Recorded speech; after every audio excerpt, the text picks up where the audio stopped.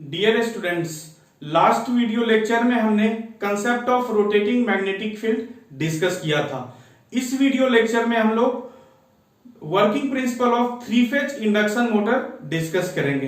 तो हमने last video lecture में देखा था कि इंडक्शन मोटर में के मेनली दो पार्ट हैं, स्टेटर और दूसरा रोटर। स्टेटर पर थ्री फेज वाइंडिंग किया रहता है और वहीं पर थ्री फेज सप्लाई कनेक्ट किया जाता है। तो जब हम इंडक्शन मोटर के स्टेटर में थ्री फेज सप्लाई कनेक्ट करेंगे तो स्टेटर में रोटेटिंग मैग्नेटिक फील्ड प्रोड्यूस होगा जो कि सिंक्रोनस स्पीड ns से रोटेट करेगा। अब आइए रोटर की बात करते हैं। और जो स्टेटर का पार्ट होता है वो फिक्स होता है, वो स्टैटिक होता है। अब आइए हम लोग रोटर की बात करते हैं। तो रोटर एक शाफ्ट पर लगा रहता है, यानी rotor is free to rotate. Rotor rotate कर सकता है, लेकिन रोटेट कब करेगा? जबकि उसमें टॉर्क प्रोड्यूस हो। तो आइए अभी हम लोग डिस्कस करते हैं रोटर में कैसे टॉर्क प्रोड्यूस होगा। चूंकि स्टेटर और रोटर का इलेक्ट्रिकल कनेक्शन नहीं है, दोनों क्या है, दोनों के बीच में एयर गैप है और स्टेटर में three phase magnetic field create हुआ है, three phase rotating magnetic field create हुआ है, रोटेटिंग फ्लक्स उसमें प्रोड्यूस हो चुका है और स्टेटर का फील्ड सिंक्रोनस स्पीड से रोटेट कर रहा है। तो जब हम लोग हमारे स्टेटर में रोटेटिंग मैग्नेटिक फील्ड प्रोड्यूस है और वो रोटेट कर रहा है, तो स्टेटर का मैग्नेटिक फील्ड का नेचर क्या है? दरअसल जो हम लोग थ्री फेज सप्लाई प्रोवाइड कर रहे हैं वो थ्री फेज अल्टरनेटिंग सप्लाई है जो कि टाइम के साथ वेरी कर रहा है। और हमने देखा कि चूंकि वो रोटेटिंग मैग्नेटिक फील्ड है तो वो टाइम के साथ साथ स्पेस के साथ भी वो वेरी कर रहा है, वो रोटेट कर रहा है। तो जब टाइम वेरिंग मैग्नेटिक फील्ड को प्रोड्यूस किया गया है स्टेटर में और स्टेटर के पास रोटर रखा हुआ है, स्टेटर के अंदर रोटर है, तो रोटर में भी क्या है, कंडक्टर से रोटर में वाइंडिंग किया गया है। चाहे वह वुंड रोटर हो या फिर स्क्विरल केज रोटर हो, वहां पर कंडक्टर्स है। तो आप Faraday's law of electromagnetic induction से जानते हैं कि अगर कंडक्टर को किसी टाइम वेरिंग मैग्नेटिक फील्ड के बीच में रखा जाता है तो उस कंडक्टर में ईएमएफ इंड्यूस होता है। तो यहां भी जब थ्री फेज सप्लाई दिया गया है स्टेटर में three phase time varying field है, तो उसके साथ साथ उसके कारण रोटर में क्या होगा, रोटर में ईएमएफ इंड्यूस होगा। रोटर में एक ईएमएफ इंड्यूस किया। अब हम लोग देखते हैं रोटर में अगर हमारा ईएमएफ इंड्यूस कर रहा है तो रोटर अगर ओपन सर्किट है, अगर रोटर का कंडक्टर ओपन सर्किटेड है तो उस ईएमएफ के कारण कोई करंट फ्लो नहीं करेगा, current will be zero in rotor अगर रोटर ओपन सर्किट है। अब हम लोग रोटर को शॉर्ट सर्किट करते हैं, क्योंकि हमने कंस्ट्रक्शन में भी आपको बतलाया था कि रोटर्स आर शॉर्ट सर्किटेड। तो रोटर कंडक्टर को जब शॉर्ट सर्किट किया जाएगा तो उस शॉर्ट सर्किट करने के बाद क्या होगा, ईएमएफ के कारण वहां पर करंट प्रोड्यूस होगा। अब जब करंट प्रोड्यूस हो चुका है तो वो करंट क्या करेगा, उस वहां पर करंट फ्लो कर रहा है रोटर के वाइंडिंग में, और रोटर के वाइंडिंग की अगर हम बात करें तो वहां पर नंबर ऑफ टर्न्स भी है। तो number of turns into current will become equal to MMF. तो हम देख सकते हैं कि रोटर में एमएमएफ इंड्यूस हो चुका है, रोटर में मैग्नेटिक फील्ड क्रिएट हो गया। अब जब रोटर में मैग्नेटिक फील्ड क्रिएट हो गया तो यहां पर आप देख सकते हैं कि now rotor and stator both have their own magnetic field. इन दोनों को अपना एक मैग्नेटिक फील्ड है। तो अब हम लोग यहां पर देखते हैं कि जब रोटर और स्टेटर दोनों में मैग्नेटिक फील्ड प्रोड्यूस हो चुका है, तो देखिए हम लोग सबसे पहले स्टेटर को डिस्कस करते हैं। हम एक स्टेटर बना रहे हैं, दिस इज द स्टेटर। ये हमारा स्टेटर है, ये हमारा नॉर्थ पोल है और ये हमारा साउथ पोल है। तो यहां पर क्या होगा, स्टेटर में इस तरह से axis of magnetic field stator का रहेगा, दिस इज एफएस। ये हमारा axis of magnetic field stator का है। अब हम लोग यहां पर एक रोटर बना रहे हैं, तो ये हमारा एक रोटर बन रहा है। देखिए ये हमारा एक क्या है, रोटर है, ये हमारा एक रोटर है, दिस इज द रोटर। तो ये रोटर है, रोटर में भी मैग्नेटिक फील्ड एक्सिस बनाते हैं। तो रोटर में मान लेते हैं ये हमारा south pole, this is north pole. तो यहां पर क्या होगा, साउथ टू नॉर्थ ये मैग्नेटिक फील्ड क्रिएट होगा। ये रहा रोटर का मैग्नेटिक फील्ड, ये हुआ एफ आर। स्टेटर का मैग्नेटिक फील्ड Fs और रोटर का मैग्नेटिक फील्ड Fr। यहां पर आपको एक कंफ्यूजन नहीं होना चाहिए कि यहां पर देखिए हम जब स्टेटर की बात किए हैं तो स्टेटर में हमने नॉर्थ टू साउथ फील्ड का डायरेक्शन दिया है, लेकिन जब हम रोटर बनाए हैं तो रोटर में साउथ टू नॉर्थ डायरेक्शन हमने फील्ड का दिया है। दरअसल ये रोटर पूरा क्या है, ये अंदर पूरा मटेरियल है, तो मटेरियल के अंदर हमेशा south to north magnetic field बनता है। और यहाँ स्टेटर पर आप देख सकते हैं कि यहाँ एक वाइंडिंग था, एक वाइंडिंग यहाँ था, तो यहाँ पर नॉर्थ बना था तो ये हमारा साउथ बना था, तो north to south magnetic field flow कर रहा था। तो अब हम लोग यहाँ पर जानते हैं कि स्टेटर जो है हमारा, ये स्टेटर क्या कर रहा है, ns स्पीड से रोटेट कर रहा है। Stator is rotating at synchronous speed ns, ये इस डायरेक्शन में स्टेटर रोटेट कर रहा है। तो यहां पर देखिए ये हमारा क्या है, रोटर का नॉर्थ पोल, ये है रोटर का साउथ पोल। तो अब मैग्नेट की प्रॉपर्टी क्या होती है, मैग्नेट की प्रॉपर्टी होती है कि ये साउथ पोल है, ये साउथ पोल यहां पर है, और एक इंस्टेंट को मान लीजिए आप 0 इंस्टेंट से स्टार्ट कर रहे हैं। ये हमारा रोटर का यहां पर बना हुआ है Fr, क्योंकि यहां पर मैग्नेटिक फील्ड इंड्यूस हो चुका है। और यहां पर स्टेटर का ये हमारा पोजीशन है, अभी स्टेटर हमारा इस पोजीशन में है। तो जब स्टेटर इस पोजीशन में है, ये इसका साउथ पोल है और ये रोटर का नॉर्थ पोल है, तो ये रोटर का नॉर्थ पोल क्या करेगा, ये साउथ पोल की ओर जाना चाहेगा, यानी ये रोटर हमारा क्या करेगा, रोटर का एमएमएफ, यानी जो रोटर का मैग्नेटिक फील्ड एक्सिस है, ये क्या करेगा, स्टेटर के मैग्नेटिक फील्ड एक्सिस की ओर अलाइन होना चाहेगा, यानी ये साउथ इधर आएगा साउथ पोल और ये नॉर्थ पोल इधर जाएगा। यानी कि रोटर का आप देख सकते हैं यहां पर कि स्टेटर में रोटेटिंग मैग्नेटिक फील्ड प्रोड्यूस हुआ था, उसके कारण रोटर के कंडक्टर में ईएमएफ इंड्यूस हुआ। रोटर के कंडक्टर में ईएमएफ इंड्यूस होने के कारण रोटर के कंडक्टर में करंट प्रोड्यूस हुआ, और उस करंट के कारण वहां पर एमएमएफ बना, यानी मैग्नेटिक फील्ड बना रोटर का अपना।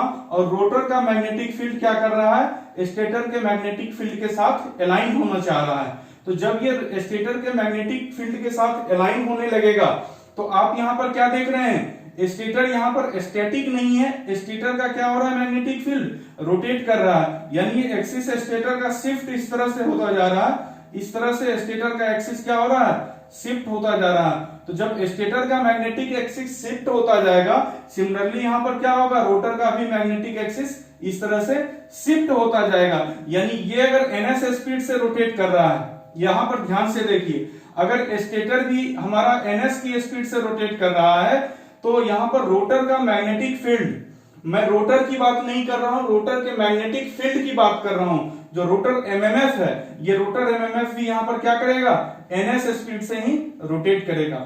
अगर स्टेटर एमएमएफ हमारा सिंक्रोनस स्पीड से रोटेट कर रहा है, तो रोटर एमएमएफ भी हमारा क्या करेगा, सिंक्रोनस स्पीड से यहां पर रोटेट करना शुरू करेगा। तो सिंक्रोनस स्पीड से जब हमारा रोटर रोटेट करना शुरू किया, तो अब देखिए यहां पर क्या होगा, अब हम मान लेते हैं कि हमारे पास चूंकि ये रोटर शाफ्ट पर दिया गया था, तो ये रोटर क्या होगा, रोटर का मैग्नेटिक फील्ड, रोटर का एमएमएफ रोटेट करना शुरू किया सिंक्रोनस स्पीड से। तो जब हम रोटर को फ्री कर देंगे मूव करने के लिए, जब आप रोटर को मूव करने के लिए फ्री कर देते हैं, तो रोटर क्या करेगा, वो रोटर भी मैग्नेटिक फील्ड के कारण मूव करना शुरू करेगा, वो रोटर रोटेट करना शुरू करेगा। तो अब आपका क्या होगा, ये जो रोटर है, जो आपका रोटर कंडक्टर है, ये रोटर कंडक्टर भी रोटेट करना शुरू कर देगा। So now rotor also starts rotating, तो रोटर भी हमारा रोटेट करना शुरू कर दिया। अब देखिए जब ये रोटर जब रोटेट करना शुरू कर दिया, आप देख रहे हैं रोटर के एमएमएफ का स्पीड क्या है, रोटर के एमएमएफ का स्पीड सिंक्रोनस स्पीड के बराबर है ns। तो जब रोटर हमारा रोटेट करना शुरू किया, तो चूंकि रोटर तुरंत सिंक्रोनस स्पीड या कोई किसी ऐसी स्पीड को अचीव नहीं कर पाएगा, ये एक्सेलरेट होगा, इनर्शिया के कारण इसे समय लगेगा, स्पीड इसका धीरे धीरे इंक्रीज करना शुरू करेगा। तो इसका स्पीड जैसे ही सिंक्रोनस स्पीड के बराबर हो जाएगा, अगर रोटर का स्पीड सिंक्रोनस स्पीड के बराबर हो जाएगा, तो उस समय क्या कंडीशन होगा, उस समय देखिए हमारे पास जो स्टेटर है, स्टेटर का मैग्नेटिक फील्ड ns की स्पीड से रोटेट कर रहा है। अगर हमारा रोटर का कंडक्टर, ये हमारा स्टेटर का मैग्नेटिक फील्ड ns की स्पीड से रोटेट कर रहा है, और दूसरा अगर हमारा रोटर है, अगर ये रोटर की स्पीड बढ़ती जा रही है और ये रोटर अगर हमारा ns की स्पीड तक पहुंच जाएगा, तो जिस मोमेंट पर ये ns की स्पीड तक पहुंच जाएगा उस समय क्या होगा, यानी कि जिस स्पीड से स्टेटर का मैग्नेटिक फील्ड रोटेट कर रहा है, ठीक उसी स्पीड से रोटर का कंडक्टर रोटेट कर रहा है। यानी उस मोमेंट पर क्या होगा, उस मोमेंट पर रोटर के अक्रॉस कोई भी ईएमएफ इंड्यूस नहीं होगा। The EMF induced across the conductor of rotor will become equal to 0। अगर रोटर ns स्पीड को अचीव कर लेता है रोटर इटसेल्फ, तो रोटर के कंडक्टर के अक्रॉस जो एमएमएफ है, जो ईएमएफ है, वो ईएमएफ क्या हो जाएगा, 0। और अगर ईएमएफ 0 होता है, ईएमएफ 0 होने का मतलब करंट भी 0 हो जाएगा, rotor current will become equal to 0। और जब रोटर करंट 0 हो जाएगा, तो रोटर करंट 0 होने का मतलब हमारा रोटर का एमएमएफ 0 हो जाएगा, यानी रोटर का मैग्नेटिक फील्ड खत्म हो जाएगा। जब रोटर में मैग्नेटिक फील्ड नहीं रहेगा, यहां पर ध्यान से देखिए, जब रोटर में मैग्नेटिक फील्ड नहीं रहेगा, यानी यहां पर साउथ पोल नहीं रहा और यहां पर नॉर्थ पोल नहीं रहा, तो ये रोटर क्या करेगा, ये रोटर अब इस स्पीड को अचीव अब तो इसका पीछा नहीं कर सकता है, तो रोटर क्या करेगा, रोटर का स्पीड कम होने लगेगा, रोटर का स्पीड ns से कम होने लगेगा। और अब जब रोटर का स्पीड ns से कम होने लगेगा, तो जैसे ही रोटर का स्पीड ns से कम होने लगा, तो फिर से क्या होगा, वहां पर ईएमएफ इंड्यूस हो जाएगा। जैसे ही रोटर का स्पीड ns स्पीड से कम होने लगा, ठीक उसी समय क्या होगा, फिर से रोटर के कंडक्टर के क्रॉस एमएमएफ इंड्यूस होना शुरू कर जाएगा, ईएमएफ इंड्यूस होना शुरू कर जाएगा, क्योंकि वहां पर फिर से रोटर के कंडक्टर को स्टेटर का मैग्नेटिक फील्ड कट करने लगेगा, तो वहां पर फिर से ईएमएफ इंड्यूस होने लगेगा और फिर से रोटर का स्पीड बढ़ना चाहेगा। लेकिन जैसे ही रोटर का स्पीड बढ़ता है, फिर अगर ns स्पीड पर पहुंचता है, तो वो क्या होगा, ns स्पीड पर उसका ईएमएफ 0 हो जाएगा। यानी इंडक्शन मोटर का रोटर कभी भी सिंक्रोनस स्पीड से रोटेट नहीं कर पाता है। इंडक्शन मोटर का रोटर कभी भी सिंक्रोनस स्पीड से रोटेट नहीं कर पाता है, हमेशा ये सिंक्रोनस स्पीड से कम स्पीड से ही रोटेट करेगा। अगर हमारा सिंक्रोनस स्पीड 1500 आरपीएम है, तो हमारा रोटर रोटेट करेगा 1480 आरपीएम, 1470 आरपीएम, इस स्पीड से रोटेट करेगा। यानी ये कहीं न कहीं थोड़ा सा रोटर से स्लिप करता रहेगा। तो यहां पर इसलिए यहां पर लिखा गया, hence induction motor never rotates at synchronous speed ns। तो चूंकि ये सिंक्रोनस स्पीड से कभी रोटेट नहीं कर पाता है induction machine, that's why it is also called asynchronous machine. इसलिए इंडक्शन मशीन को एसिंक्रोनस मशीन भी कहा जाता है। तो यहां तक आप लोगों को समझ में आ गया होगा। इसके साथ साथ एक चीज आपने देख लिया कि आपने सप्लाई दिया, आपने देखा सप्लाई देने के कारण स्टेटर में मैग्नेटिक फील्ड प्रोड्यूस हुआ, स्टेटर में मैग्नेटिक फील्ड प्रोड्यूस हुआ, उसके बाद रोटर के कंडक्टर में ईएमएफ इंड्यूस हुआ, ईएमएफ इंड्यूस के करने के बाद उसमें करंट फ्लो हुआ, उसमें मैग्नेटिक फील्ड आया रोटर में और रोटर रोटेट करना शुरू किया। तो यानी यहां से एक कंक्लूजन आप ड्रॉ कर सकते हैं कि induction motor is self starting. Induction motor is self starting, ये खुद ब खुद स्टार्ट हो जाता है जब आप सप्लाई देते हैं। तो अब हम लोग नेक्स्ट एक बहुत ही इंपॉर्टेंट टर्म को डिस्कस करने जा रहे हैं, जो है स्लिप। क्योंकि आपने अभी देखा इंडक्शन मोटर ns स्पीड से रोटेट नहीं कर पा रहा है, ns स्पीड को ये कभी अचीव नहीं कर पाता है। ये ns स्पीड पर पहुंचते पहुंचते वहां पर क्या करता है, स्लिप कर जाता है। तो हम लोग अब स्लिप का कंसेप्ट देखते हैं, व्हाट इज स्लिप। तो बेसिकली अगर स्लिप को डिफाइन किया गया है, तो the per unit speed by which rotor slips behind the stator field is called slip. फिर से ध्यान से देखिए, the per unit speed with respect to stator field by which rotor slips behind stator field is called slip. और इस slip को denote किया जाता है S से। तो हम लोग अब इस स्लिप का फॉर्मूला डिराइव करेंगे कि यहां पर स्लिप का फॉर्मूला क्या है। इसके साथ साथ हम लोग अभी यहीं पर डिस्कस करेंगे कि 3-4 चीजें हमने देखा। स्टेटर का फील्ड क्या है, स्टेटर की स्पीड क्या है, स्टेटर फील्ड की स्पीड क्या है, रोटर की स्पीड क्या है, रोटर फील्ड की स्पीड क्या है। इन सारे चीज को अभी हम लोग एक टेबल के फॉर्म में डिस्कस करेंगे। इसके साथ साथ एक बहुत ही इंपॉर्टेंट पॉइंट है कि number of poles on rotor must be equal to number of poles on stator for production of torque.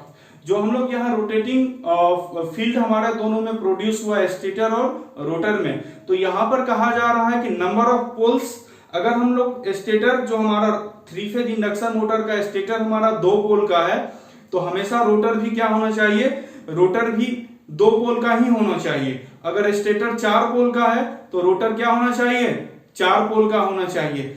अगर नंबर ऑफ पोल्स स्टेटर और रोटर का डिफरेंट है तो वो कभी भी टॉर्क प्रोड्यूस नहीं होगा। टॉर्क नहीं प्रोड्यूस होगा, उसका कारण देखते हैं। आप यहां पर देखिए, अभी हमने क्या देखा, ये 2 पोल की मशीन है, 2 पोल की मशीन है, 2 पोल यहाँ पर 3 फेज इंडक्शन मोटर का स्टेटर भी 2 पोल का है, रोटर भी 2 पोल का है। अगर हमारा रोटर यहाँ पर 4 पोल का होता तो 4 पोल का रोटर होने का मतलब ये साउथ पोल, ये नॉर्थ पोल रोटर का है। फिर यहाँ पर क्या होता, ये हमारा रोटर का नॉर्थ पोल होता, ये रोटर का साउथ पोल होता। तो यहाँ पर ध्यान से देखिए, ये नॉर्थ पोल इस साउथ के साथ अलाइन होना चाहता, ये नॉर्थ इसके साथ अलाइन होना चाहता।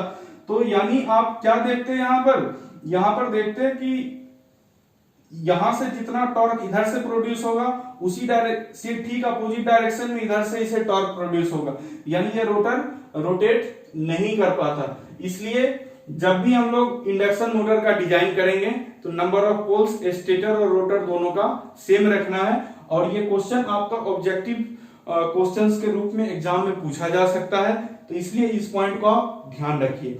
इसके साथ साथ यहाँ पर नंबर ऑफ फेजेज की अगर हम बात करें, कि आपने देखा कि इंडक्शन मोटर का वाइंडिंग आपने किया तो स्टेटर में 3 फेज वाइंडिंग किया, तो आप रोटर में कितने नंबर ऑफ फेजेज का वाइंडिंग कर सकते हैं, तो 3 फेज वाइंडिंग स्टेटर में किया गया है। रोटर में ये कंपलसरी नहीं है कि जितने नंबर ऑफ फेज स्टेटर में हो उतने ही नंबर ऑफ फेज रोटर में हो, ये कोई कंपल्सन नहीं है। उसमें आप किसी नंबर ऑफ फेज का वाइंडिंग रोटर में कर सकते हैं, फिर भी हमारा इंडक्शन मोटर रोटेट करेगा।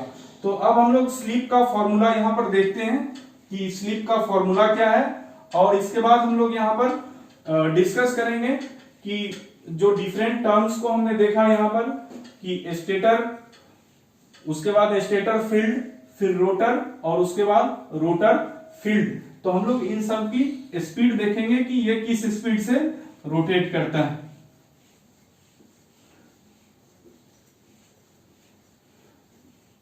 तो हम लोग यहां पर सबसे पहले स्लिप का फॉर्मूला डिराइव करते हैं। मैं हेडिंग भी दे रहा हूं, कंसेप्ट ऑफ स्लिप। तो यहां पर हम लोग स्लिप का अगर फॉर्मूला डिराइव करें तो स्लिप को हमने कहा था कि स्लिप इज बेसिकली, यहां पर हम लोग स्लिप की बात करें तो स्लिप क्या है, slip is basically per unit speed with respect to stator field by which rotor slips behind stator field. यानी स्लिप का फॉर्मूला होता है S is equal to NS यानी सिंक्रोनस स्पीड माइनस एन, जो स्पीड है इस स्पीड से rotor rotate करता है। N is the speed of rotor divided by NS. This is the formula of slip, S equal to NS minus N divided by NS. तो यहां पर NS क्या है, एनएस है आपका synchronous speed, NS is your synchronous speed, और N क्या है, speed of rotor, speed of rotor, या क्या कह सकते हैं आप, या इसे आप ये भी कह सकते हैं speed of induction motor, speed of induction motor, क्योंकि जिस स्पीड से रोटर रोटेट करने का मतलब है इंडक्शन मोटर आपका उसी स्पीड से रोटेट कर रहा है। तो यहां पर अगर इसकी यूनिट देखेंगे तो यहां पर देखिए इसका यूनिट क्या है, आरपीएम, नीचे भी आरपीएम, तो ये क्या है, यूनिटलेस है, यानी स्लिप आपको पर यूनिट में मिल रहा है। अगर आप इसे 100 से मल्टीप्लाई कर देते हैं तो स्लिप आपका परसेंटेज में मिलेगा। तो यहां पर देखिए अब हम लोग फिर इसको n के टर्म में देखें, n इक्वल टू क्या होगा, तो यहां पर देखिए s इंटू एनएस लिखेंगे, s into NS will be equal to NS minus n। तो यहां से अगर n का फॉर्मूला लिखें तो n will be equal to NS minus s NS, यानी आप लिख सकते हैं n will be equal to 1 minus s into NS. n will be equal to 1 minus s into ns। तो अगर आपका ns speed of synchronous speed दिया गया है, स्लिप आपको दिया गया है, तो वहां से n की वैल्यू फाइंड कर सकते हैं, that means speed of induction motor. तो अब आइए यहाँ पर बहुत इंपॉर्टेंट चीज को हम लोग डिस्कस कर रहे हैं। सबसे पहला पॉइंट है स्पीड ऑफ स्टेटर। स्टेटर की स्पीड क्या होती है? स्टेटर हमेशा आपका क्या रहता है? स्टैटिक रहता है, इसका स्पीड 0 है। दूसरा देखते हैं हम लोग speed of stator field. Stator field की अगर हम स्पीड देखें तो स्टेटर फील्ड की स्पीड क्या है? ns which is equal to synchronous speed. Next हम लोग देखते हैं speed of rotor. Speed of rotor, तो स्पीड ऑफ रोटर क्या है? n है। स्पीड ऑफ रोटर n है। नेक्स्ट देखते हैं speed of rotor field. Rotor field की स्पीड देखें या फिर रोटर एमएमएफ कहें, तो ये क्या था? ये सिंक्रोनस स्पीड के बराबर था। जो हमारा स्पीड ऑफ रोटर फील्ड है वो सिंक्रोनस स्पीड के बराबर है। तो यानी हम क्या देख रहे हैं यहाँ पर? जो डिफरेंस आ रहा है, जो डिफरेंस हमारा स्पीड ऑफ रोटर, अगर हम इसे स्टेटर फील्ड की बात करें, मान लें हमारा ये स्टेटर फील्ड है, तो स्टेटर फील्ड ns स्पीड से रोटेट कर रहा है, this is your stator field. इसी स्पीड से रोटर का एमएमएफ भी रोटेट कर रहा है, लेकिन जो हमारा रोटर है, ये रोटर क्या कर रहा है? ये इसी डायरेक्शन में n स्पीड से रोटेट कर रहा है। ये इसी डायरेक्शन में n स्पीड से रोटेट कर रहा है, यानी कि नेट किस स्पीड से स्लिप कर रहा है? स्लिप कर रहा है ns माइनस n की स्पीड से, ये स्लिप कर रहा है ns माइनस n की स्पीड से हमारा रोटर स्लिप कर रहा है। तो यहां पर अगर हम कंपैरिजन देखें इन सभी चीजों का, तो यहां पर आप ये कह सकते हैं, कंक्लूजन कर सकते हैं कि stator MMF, stator MMF is stationary, stator MMF is stationary with respect to rotor MMF. Rotor MMF के रिस्पेक्ट में स्टेटर एमएमएफ क्या है? स्टेशनरी है। और दूसरा अगर हम देखें कि stator MMF rotates at a speed of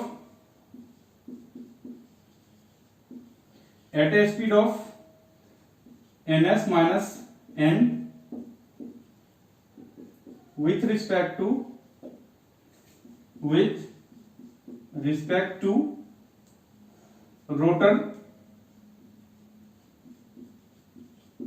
rotor के रिस्पेक्ट में स्टेटर एमएमएफ क्या कर रहा है? ns माइनस n स्पीड से रोटेट कर रहा है उसी डायरेक्शन में। तो यहां से आपको ऑब्जेक्टिव क्वेश्चंस पूछे जाएंगे, और यहां पर लोगों को कंफ्यूजन जो होता है वो कंफ्यूजन होता है स्पीड ऑफ रोटर फील्ड में। तो हमने क्लियरली बतलाया था कि रोटर फील्ड भी सिंक्रोनस स्पीड से रोटेट करता है, लेकिन रोटर रोटेट करता है n की स्पीड से, जो कि सिंक्रोनस स्पीड से कम है। तो ये आपने देख लिया यहां पर कि कंपैरिजन आपने देख लिया, ये डिफरेंट जो टर्म्स हमने आपने देखा, इन डिफरेंट टर्म्स की आपने स्पीड देख लिया। तो अब हम लोग एक न्यूमेरिकल क्वेश्चन करते हैं। यहां पर जो हमारे पास स्लिप का फॉर्मूला है, यहां से हम लोग एक न्यूमेरिकल क्वेश्चन करेंगे। न्यूमेरिकल क्वेश्चन देखिए क्या है, आपको दिया गया है एक 2 पोल इंडक्शन मोटर है, 2 पोल इंडक्शन मोटर दिया गया है, फ्रीक्वेंसी दी गई है आपको 50 हर्ट्ज, फ्रीक्वेंसी दी गई है आपको 50 हर्ट्ज। आपको स्लीप दिया गया है, स्लीप आपको क्या दिया गया है? 5%। स्लीप आपको दिया गया है 5%। तो यहां से आपको कैलकुलेट क्या करना है? You have to calculate ns, और दूसरा कैलकुलेट करना है n, यानी सिंक्रोनस स्पीड क्या होगा और दूसरा इंडक्शन मोटर का स्पीड क्या होगा, ये दोनों चीज आपको कैलकुलेट करना है। तो हम लोग सबसे पहले सिंक्रोनस स्पीड को कैलकुलेट करेंगे। The formula is 120 f by p. So from here it will be 120 into f is 50 hertz divided by number of poles 2. तो यहां पर आप देखेंगे क्या आ रहा है आंसर आपका, your answer is 3000 rpm। Your answer is 3000 RPM. This is the value of ns, that is synchronous speed. Next you have to calculate n। आप देख सकते हैं स्लिप आपको क्या दिया गया है 5%, परसेंटेज में 5% दिया गया है, यानी पर यूनिट में अगर हम कन्वर्ट करें तो इसको 100 से डिवाइड करना पड़ेगा, यानी यहां से हमें मिल रहा है 0.05 per unit. This is the slip. तो हम लोग n का फॉर्मूला लिखें, it will be equal to 1 minus s into ns। तो 1 माइनस क्या होगा, 1 minus 0.05 into ns। The value of ns is 3000। The value of ns is 3000। तो यहां से आपको क्या मिलेगा, 0.95 इंटू 3000 आरपीएम।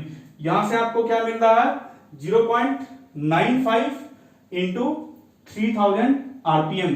तो इसे जब आप कैलकुलेट करेंगे तो यहां पर देखिए आपको दो तरीका है कैलकुलेट करने का। एक तरीका क्या है कि यहां पर डायरेक्टली इसे मल्टीप्लाई करेंगे, यहां से आप इसकी वैल्यू लिखेंगे। दूसरा क्या तरीका है कि स्लिप दिया गया है 5%, यानी 5% का मतलब क्या है, 5% का मतलब है कि जितना स्पीड सिंक्रोनस स्पीड अगर हमारा 3000 आरपीएम होगा तो 3000 का 5% आप कैलकुलेट कर लीजिए, 3000 का 5% कैलकुलेट कर लीजिए और उतना ही कम स्पीड होगा हमारा रोटर का।